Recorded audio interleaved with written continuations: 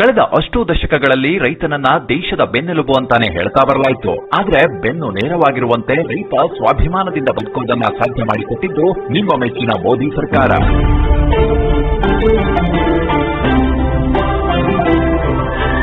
ಬಿತ್ತನೆ ಬೀಜ ಮತ್ತು ರಸಗೊಬ್ಬರ ಖರೀದಿಯಲ್ಲೇ ಹೈರಾಣಾಗುತ್ತಿದ್ದ ಬಡ ರೈತನ ನೆರವಿಗೆ ಪ್ರಧಾನಿ ಮೋದಿ ಧಾವಿಸಿದರು. ರೈತರ ಸಂಕಷ್ಟ ನಿವಾರಣೆಗಾಗಿ ಪಿಎಂ ಕಿಸಾನ್ ಸಮ್ಮಾನ್ ನಿಧಿ ಆರಂಭಿಸಿದರು.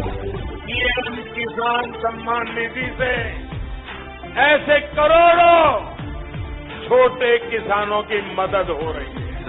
ಇದರಿಂದಾಗಿ ರಾಜ್ಯದ ಬಡ ರೈತರ ಖಾತೆಗೆ ವರ್ಷಕ್ಕೆ 3 ಕಂತುಗಳಲ್ಲಿ ಒಟ್ಟು 6,000 ರೂಪಾಯಿ ನೇರವಾಗಿ ಜಮೆಯಾಗುತ್ತದೆ. ಕರ್ನಾಟಕದ 54 ಲಕ್ಷ ಸಣ್ಣ ರೈತರು ಪಿಎಂ ಕಿಸಾನ್ ಸಮ್ಮಾನ್ ನಿಧಿಯ ಲಾಭ ಪಡೆದು ನೆಮ್ಮದಿಯ ನಗೆ ಬೀರುತ್ತಿದ್ದಾರೆ. ಇದುವರೆಗೂ ಒಟ್ಟು 12,230 ಕೋಟಿ ರೂಪಾಯಿಗಳನ್ನ ನೇರವಾಗಿ ರೈತರ ಖಾತೆಗಳಿಗೆ ಜಮೆ ಮಾಡಲಾಗಿದೆ. ಕರ್ನಾಟಕದ ರೈತರ ಮುಖದಲ್ಲಿ ಮಂದಹಾಸ